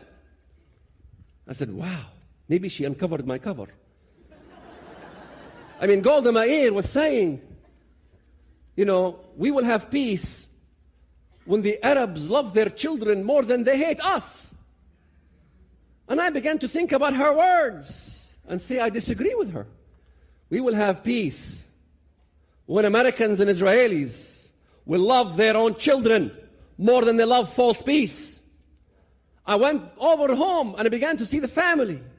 And I began to take trips around the area and I began to see graffiti all over the walls. I began to ask my uncle. I said, Uncle, I'll make a bet with you that I will not find 1 square meter of wall in the entire country that doesn't have graffiti. I won the bet. You couldn't find a square meter in the entire Palestinian areas that didn't have graffiti. I am not talking about gang graffiti. I am talking about unusual graffiti you America has never heard of. نقرع أبواب الجنة بجماجم اليهود. We knock on the gates of heaven with the skulls of Jews. How must we go to paradise? By knocking on the gates of heaven with the skulls of Jews. نحن الذين بنينا حصوننا من, what do you call skulls? What is skull in Arabic? Jamajim. Sorry, I forgot the Arabic. We built our forts from skulls. This is a song that we sing. We built our fortresses out of skulls. And you think we're talking about that allegorically? No! Most Americans do not know that 80 million in India alone died by the Muslims. And forts of skulls were erected up to the high heaven with heads. Nobody ever reads about the annals of Babur Nama. Nobody ever reads in America about the church of Smyrna and what happened to Smyrna to the Christians. Who killed hundreds of thousands of Christians and cut the heads off, and the heads were floating all over the waters. The Christians of Smyrna ran to the dock, pleading to the Americans, pleading to the European ships, help us. Nobody wanted to interfere because there was supposed to be a peace process with the Ottoman Empire. And nobody wanted to kind of, disturb the peace process. The ships couldn't get out of the dock because the propellers were tangled up in the women's hair that was floating in the water. Such as was the martyrs of Smyrna and the church of Smyrna that was written in the Bible. In 1991, when I made that trip, I ran into something extraordinary in Hebron. As the taxi cab went into Hebron, there was this incident in the middle of the town in which I saw a bunch of Palestinians, women, children, and men, hail stones at a Jewish bus. I began to look at the Jewish bus, and I saw that this bus had bars and wire mesh and bulletproof glass. It looked like a cage. You could hardly see the bus from the amount of stones that were being hurled like locusts on this bus. Of course, the cab driver wanted to make a U-turn and said, stop. Don't even move. I rolled down my window and I began to look. And I began to watch this very incident that began to take a toll on the root of my heart. I began to ask the question, why are these people not allowed to live amongst us? Why do we have 1.2 million Palestinians living in Israel proper, yet no Jews are allowed to live amongst us Palestinians? Is this an issue of land, or is it an issue of something else? What is all this graffiti about knocking the gates of heaven with the skulls of Jews? Is there a different way to go to heaven besides killing Jews? Is there a different way to go to heaven besides my cousin Ra'ed dying and my Aunt Fatima passing candy to the community? There's got to be something else. In 1993, I began to want to convert my wife to Islam. I happened to have fallen in love with a Mexican American, and boy, they can knock you off your feet. They make good wives. But I was fighting with my wife like cats and dogs because we were not compatible. She was Catholic and I was Muslim. We were fighting all the time. I learned fairly quickly that in the United States of America, it's the guy that hits the couch. And I was spending a lot of time on the couch. And I said, why am I spending all this time on the couch? My mother used to sleep separately from my father all the time. I never knew why my mom and dad slept separately. I finally realized, my mother told me, she says, if a woman is disobedient in Islam, then her husband must never sleep with her in bed. I think you know what I'm talking about. My mother said that was the best punishment I've ever received.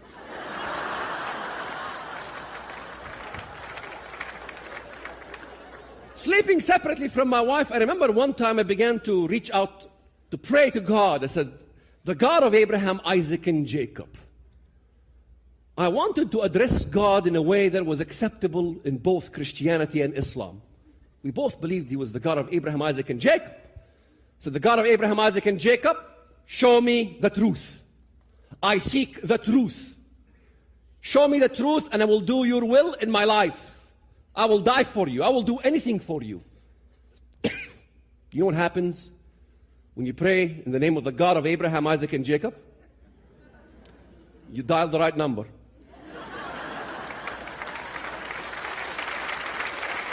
I dialed the right number. Somebody else picked up on the other side. And a hunger, because I was a doubting Thomas, a hunger came into my heart to want to begin to study the Bible, supposedly to prove to my wife the corruptions in the Bible so I can convert her to Islam.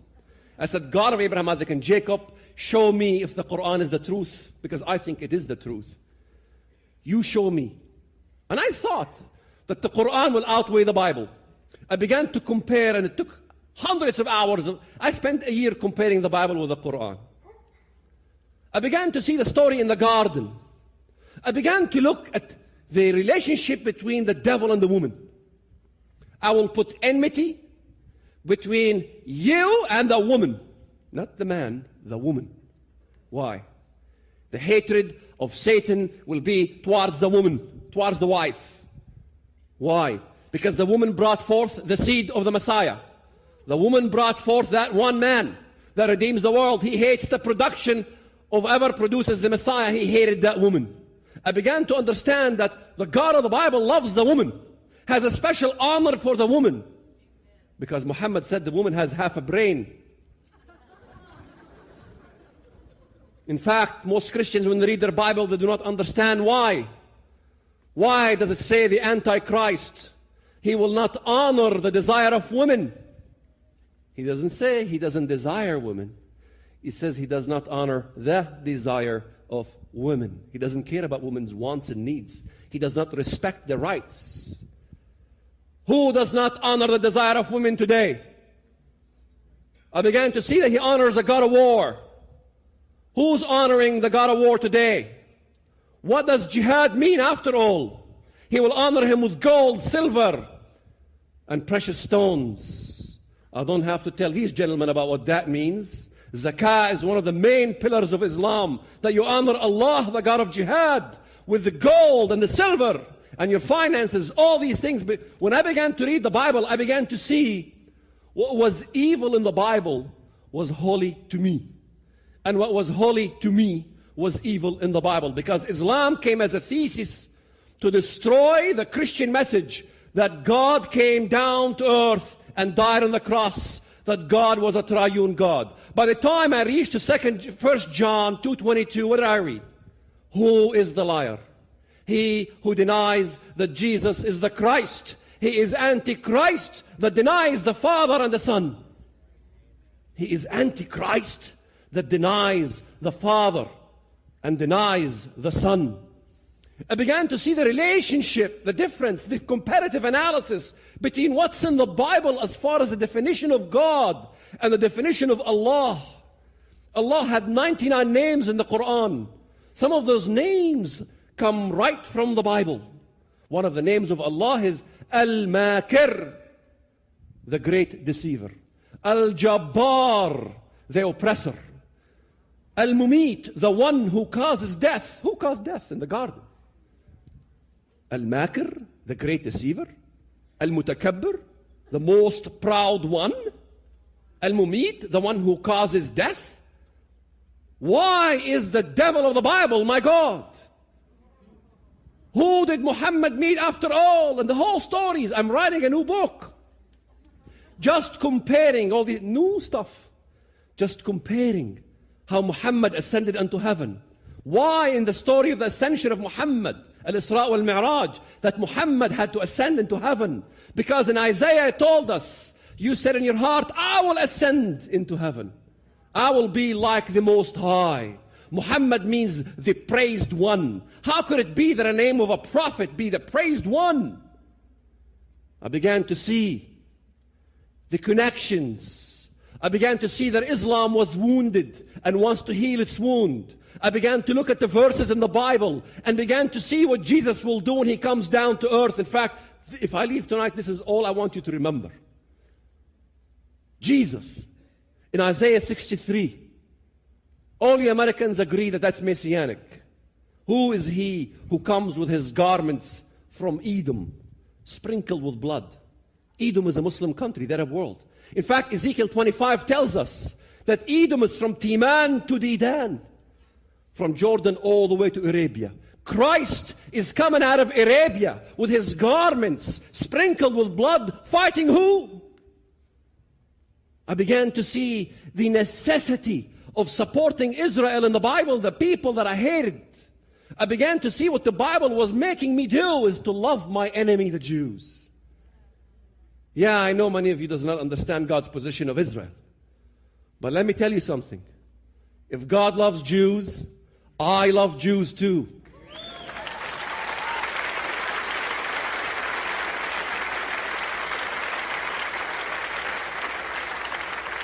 And you can spell it any way you want.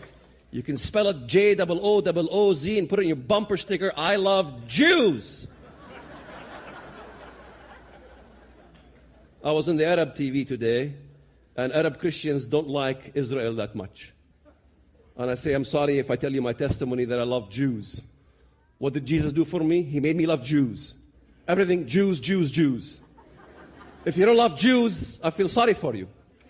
Because Antichrist comes to divide the land for gain. It's in the Bible. He will divide the land of Israel for gain. In Joel chapter 3, most Christians don't know, even Christ will judge the nations. I will gather all nations into the valley of Jehoshaphat, and then I will enter into judgment with them on the account of my people, my heritage Israel, whom they have scattered among the nations. They have also divided up my land. Divided up my land. You don't care about the land? Okay. Antichrist wants to give Jerusalem to the Muslims. Antichrist wants to give Jerusalem to the Muslims. And you support giving Jerusalem to the Muslims. What side are you on? Are you on the side of Christ or are you on the side of Antichrist? You can't love Antichrist decisions and love Christ. Because Christ said, if you love me, you will obey my commandments. He said, I will send you as sheep amongst wolves. If you have no wolves in your lives, perhaps you were never sheep. He said that He wanted us to be as wise as serpents. Be as wise as serpents, young kids. As wise as serpents and as innocent as doves. My son wrote a book, 15-year-old, God bless his heart. He told me, I want to write a book. Yeah, son, you're 15 years old. He said, so what? I want to write a book. God wants me to write a book. I said, son, you're 15 years old. Would you permit me to write a book? Every day, bothering me like that. I told my wife, you know what? It'll be a good exercise for him. We'll delete it off the computer when he's all finished. I said, go ahead, son. You're allowed to write a book. Never promise your children something you can't fulfill. he began to write. He stayed up till 1 o'clock every day for a full year. Son, it's bedtime. He says, Dad, you promised. By the time he finished this whole manuscript, every day I would come home, he would be talking to me about it. Look what I discovered today. Not now, son, leave me alone. By the time he finished this whole manuscript, I said, okay, son, I will do you a favor and read it for you. Thank you, Mr. Shoebat. And I began to read, and read, and read, and read. And I go, this is better than anything I have ever written. I said, son, how did you come up with this? He said, Dad, I want to put a filter in the youth's mind. What the youth of America is missing is that they don't have filters in their brains. They need a filter to be able to filter right from wrong, good from evil. They need to understand Satan. They need to understand the serpentine wisdom. They need to understand how they can tell something demonic or not demonic. I must expose, Nietzsche. I must expose Nazism. I must expose abortion. I must expose all these isms that are being taught to the schools. I must expose Richard Dawkins and all these names he was throwing, amazing stuff. Then he got on the radio and he began to debate adults and crush them on the radio live. Out of the mouth of babes. I told my wife,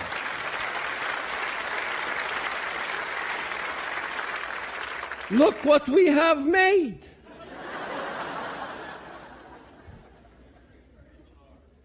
I began to write as well, and Dear Muslim, let me tell you why I believe, why I left jihad, and all these manuscripts. And I began to go all over the country, all over the world. I began to share the truth. I began to get on CNN, on BBC in England, and all of this place. And I remember, I walked into the BBC in England.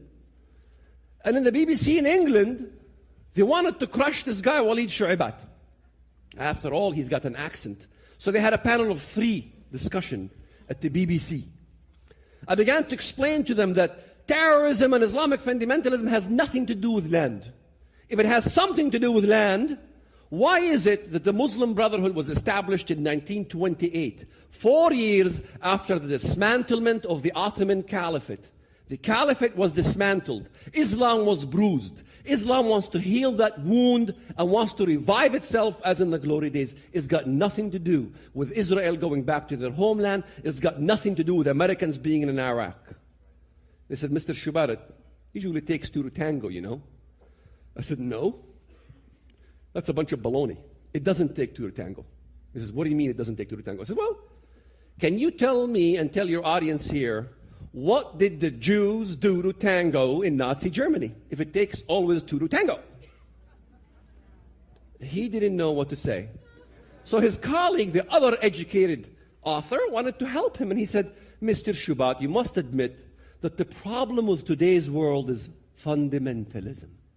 I said, I see where you're going with this. Because I'm a Christian fundamentalist, you're saying I'm the same problem as the Muslim fundamentalist, moral equivalency garbage. I know you Europeans don't get it. I said, yes, us as Christian fundamentalists, we admit we give you a headache. But the Muslim fundamentalist will take the whole head right off.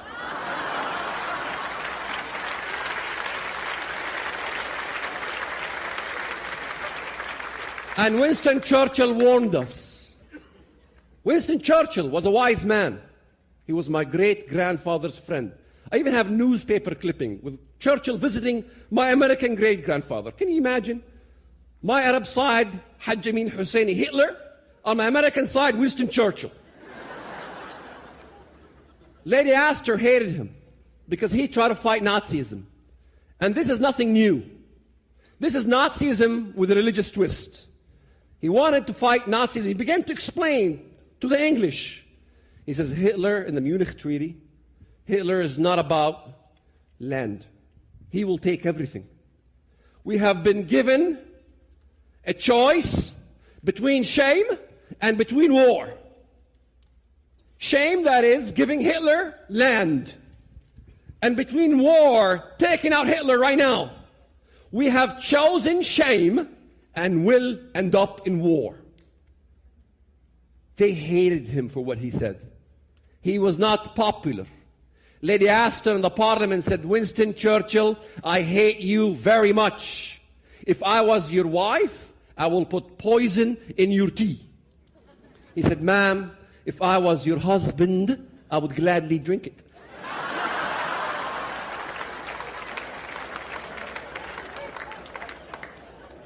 I began to understand Israel's relation. I began to understand in Amos chapter 9, verse 15. I will plant Israel in their land, and no longer shall they be pulled out of that land. And in Psalm 82, it says, the haters of the Lord will pretend submission to him. And it talks about the Lord himself arising. Arise, O God, judge the earth. You shall inherit all nations. The Lord himself will arise, and I wish you had your Bibles with you. The Lord himself will arise to judge the nations. And in Psalm 83, he gives you the very nations that the Lord himself will arise to judge. They have said, come and let us cut them off from becoming a nation, that the name of Israel be remembered no more. They form a confederacy against you. The tents of Edom and the Ishmaelites, the Muslims, the people of Tyre, the Lebanese. Assyria also came with them, Syria, Iraq. And the Bible clearly says, pursue them with your tempest and affrighten them with thy storm. Let them be ashamed and dismayed, that they may seek your name, O Lord. They may seek your name, O Lord.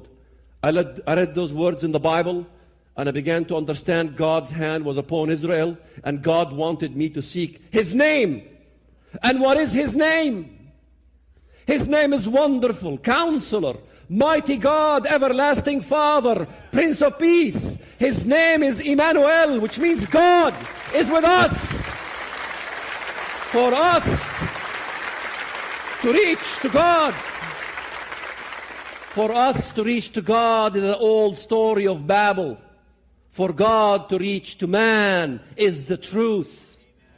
For God so loved the world that he gave his only begotten Son, for so whoever believeth in him shall not perish, but have everlasting life. You are the salt of the earth. We have gray hair. We're going nowhere. You are the future. You must stand still when you grow. I know you're tired. You want to go home. But go home with this message. That you, when you go to your universities and your colleges and the professors begin to oppress you and the other students will oppress you and the walls will come after you, that you will hold strong, that you will hold what the pastor taught you, that you will know that you have the truth and the truth will set you free. God bless you. Thank you very much.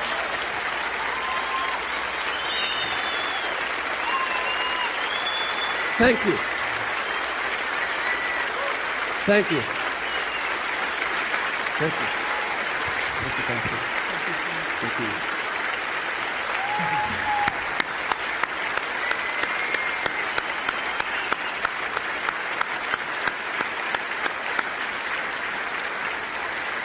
Let's close in the song of worship to the Lord.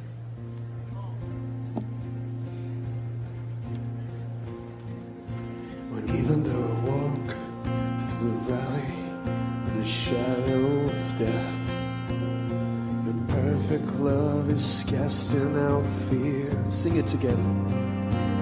Even where I'm caught in the middle of the storms of this life, I won't turn back. I know you are near, and I will fear no evil, for my God is with me. Yes, if my God is with me, sing it loud. Whom then shall I fear? Whom then shall I fear? And we sing, oh no, you never let go. Through the calm, through the storm, oh no, you never let go. In every high, every low, oh no, you never let go. You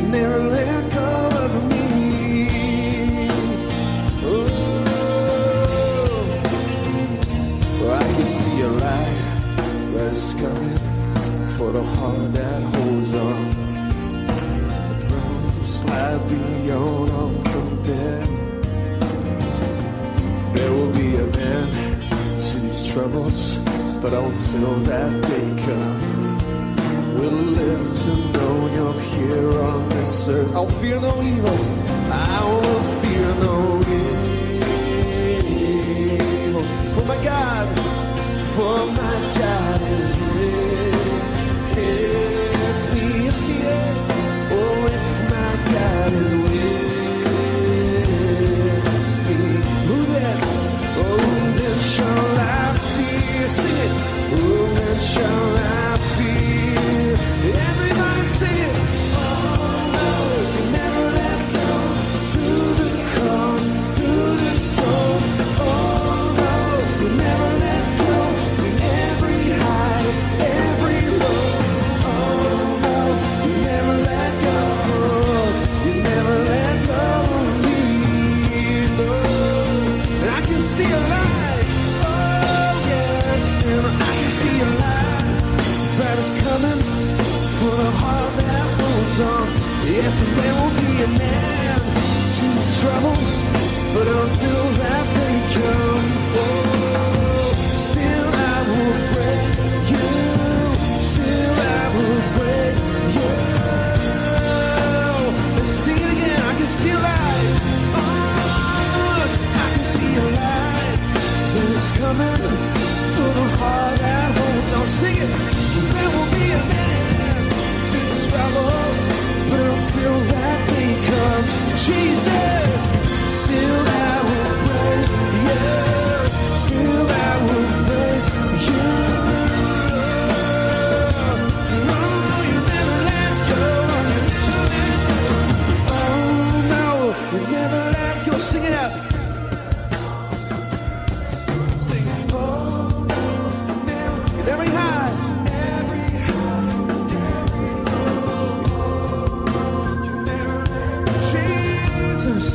You'll never let go of me. Oh Lord, and we sing it again. You'll never let go, Lord. Yes, we know. You never let go through the calm, through the storm. Oh no, you never let go in every high, every low. Oh no, you never let go. You never let go of me. Sing it one more time. Sing it, never let go, Lord. I know you know, yeah. No, no, you never let go through the calm, through the storm. No, you never let go. Every high, every low. No, you never let go. You never let go of me. Oh, Jesus, say, Lord, you never let go of me. Never. Lord, I know that you will never let go of me. Oh, Lord, Lord, you never let go of me. Yes, yes, Lord, Jesus, we love you. Shall we feel, Lord? If God is for me, who can be against me? Thank you, Jesus.